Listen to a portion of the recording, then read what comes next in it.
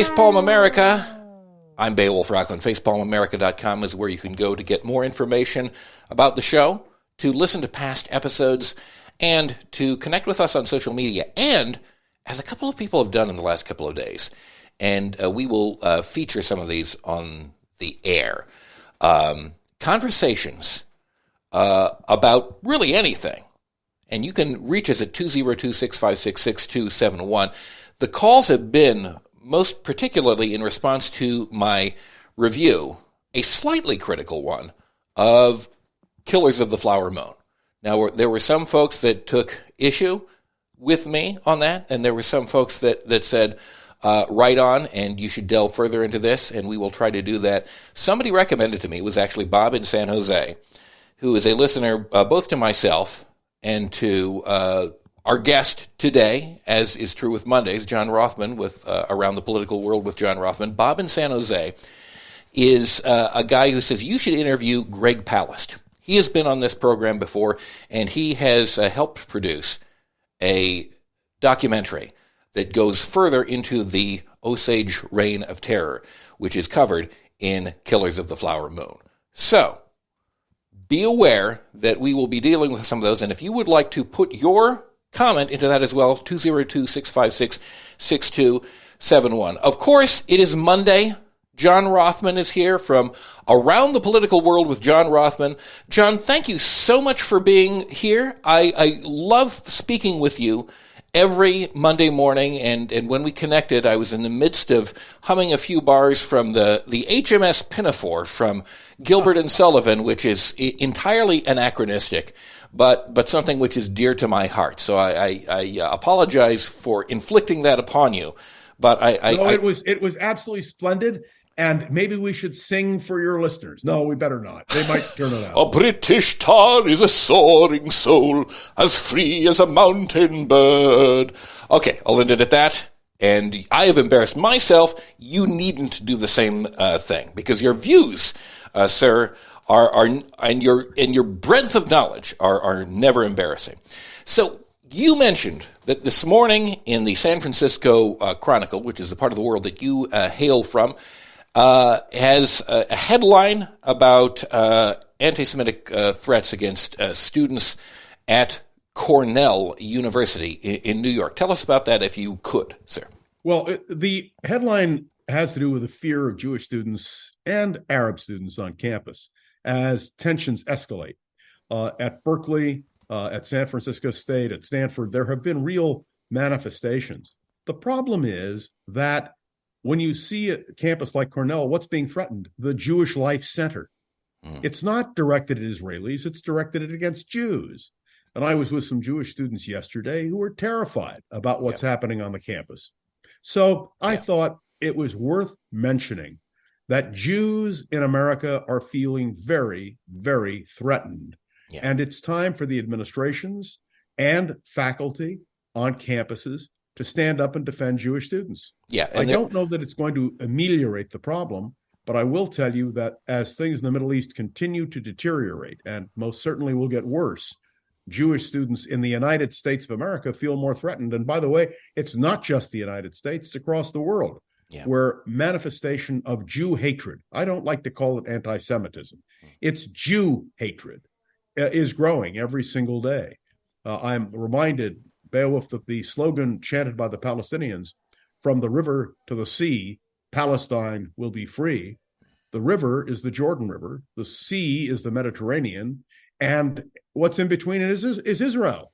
So what they're calling for is the destruction of Israel. And this is profoundly concerning to all of us who yearn for peace. And there is no excuse, regardless of what your political proclivities are, for threats or hateful remarks against Jews, against Arabs. We have seen hateful threats against Jews, and we have seen hateful threats against those of Arab descent. And it is shameful to see that happen in the United States and around the world as this very difficult and horrific situation plays out. But and it has nothing to do with the fight itself. It's being used by people for their own political ends, and it really has nothing to do with this. Because as you say, these are Jews. These are not Israelis. It doesn't have anything to do with Israel itself.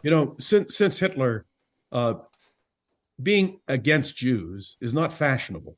Yeah. So they call themselves anti-Zionists. Zionism is the national liberation movement of the Jewish people. And may I say that anti-Zionism is just a mask for modern Jew hatred. And that's a big problem for Jews, and I think for all of us. It's a big problem, and we need to absolve ourselves of hatred, threats, and attacks of all kinds. And that's extremely important. I don't know if the House of Representatives is capable of doing that. Since we spoke last time, the new speaker, Mike Johnson, has been elected, and they have managed to, at least for the moment, end the chaos in the Capitol. The Republicans have. What do you see with this new speaker being elected? As we discussed at a previous time, he was one of the individuals who was an election denier. So the Republicans have elected someone who denies, essentially, the validity of the 2020 election in which Donald Trump was defeated and Joe Biden was elected. You're precisely correct. He not only was an election denier, he was a leader. He put together an amicus brief supporting Donald Trump's erroneous contentions. It's very dangerous to have an election denier as Speaker of the House. And remember, number two in line for the presidency. After the vice president, it's the Speaker of the House. But it's more than that. This is a man who opposes gay rights, absolutely opposes gay marriage, absolutely opposes unconditionally a woman's right to choose. This is a guy who is, frankly, further to the right than any other speaker we've ever had. And he has embraced Donald Trump fully and completely. And although he seems to be, when you listen to him, a very civilized fellow with a great sense of humor, he is, in fact, the antithesis of bringing America together. And the Republican Party has now embraced him, and by embracing him, embracing his agenda. And I think it's a dreadful day for the Republican Party. It's a sad day for the Republican Party. And we're going to have to see how it plays out. I wonder what he's going to say. Today in a courtroom in Colorado, there is a hearing as to whether or not Donald Trump even qualifies for the ballot in Colorado. Yes. Because of his backing an insurrection. That will ultimately go to the Supreme Court. But let me point out to you, it is not just Colorado at stake. What does someone who is Speaker of the House of Representatives, who has defended the indefensible election denial, now say if, in fact, Donald Trump is disqualified as a candidate for president?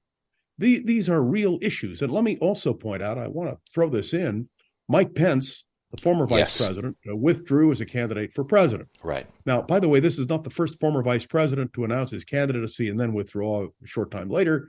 Dan Quayle did the same thing in 1979. But let me say a word about Mike Pence. He is going to be in the headlines because he is going to be called into court. And if, as I believe he will, if he tells the truth, then Donald Trump is in big trouble because, in fact, Mike Pence witnessed the attempt to subvert the American election and will never forget, I am sure, the chance of hanging Mike Pence and the fact that Donald Trump never called him, never defended him, never did anything to help him. Yeah.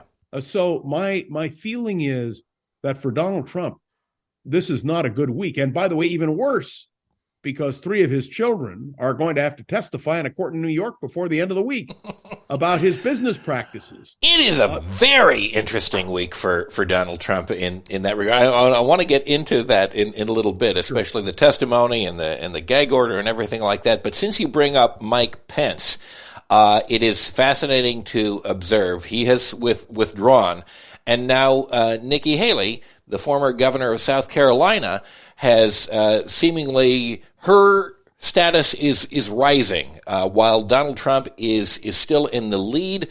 Polls in Iowa have shown us that she is now tied with Florida Governor Ron DeSantis. What do you think that this signifies in terms of the state of the Republican Party? I mean, it seems like nothing is removing Donald Trump from his position as the symbolic leader of the party at this point.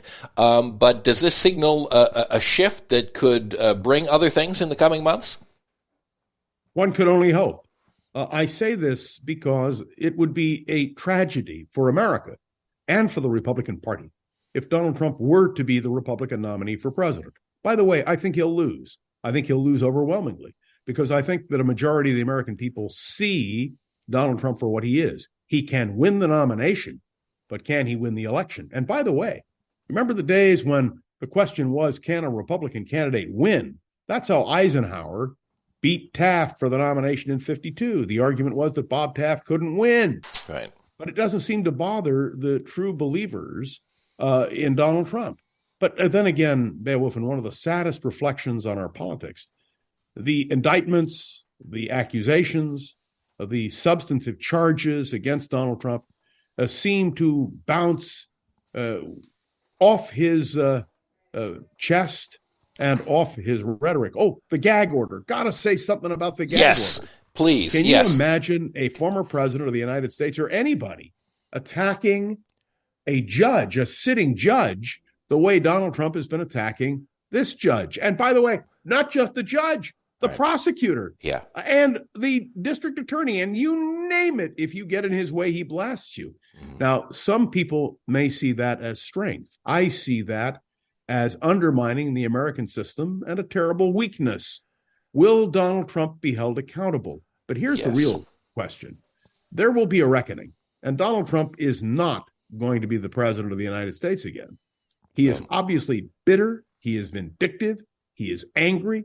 Will the Republican Party, when they witness all of this firsthand, will they then understand that the legacy of Donald Trump for the Republican Party is nothing less than disaster? That's the question. Well, I hope that you're right. I don't have a lot of faith that the Republican Party, as it is currently constituted, is likely to make that realization anytime in the near future. I am hopeful, though, that in terms of accountability, we're going to do a little better than when a gag order is violated, that someone who is in the category of billionaire is going to be fined $5,000 or even $10,000. As I understand it, legally speaking, he is out.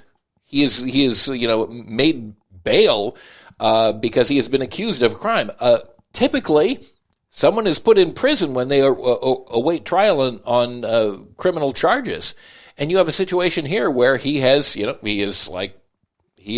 released on his own recognizance. But if he is in the process of attacking the judge, the prosecutor, you would think the logical thing would be, okay, well, we're going to, remove that stipulation and we're going to put you in prison while trial is being awaited. Would that not be the logical step?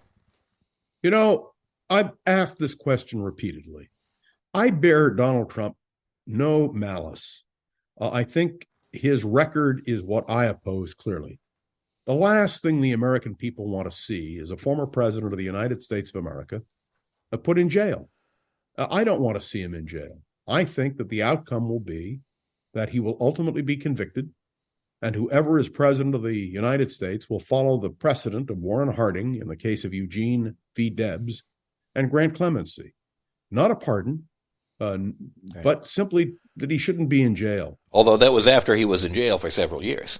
Yeah, he was in jail for, let me point out, Debs went to jail for sedition. Exactly, in a sense, what Donald Trump tried to do to the election of 2020. But I think you have no faith. I have to have faith. This country needs a vital, vibrant two-party system. And the Republican Party cannot afford to fail. I may not agree with them ideologically on a whole host of issues, but that's okay. It's the defense of the indefensible actions of Donald Trump that I find abhorrent. And I was talking to somebody the other day about the question of what is a cult? A cult accepts whatever happens. And what a shame. I preferred a Republican Party when you had a Rockefeller wing, a Goldwater wing, a Reagan wing, a Romney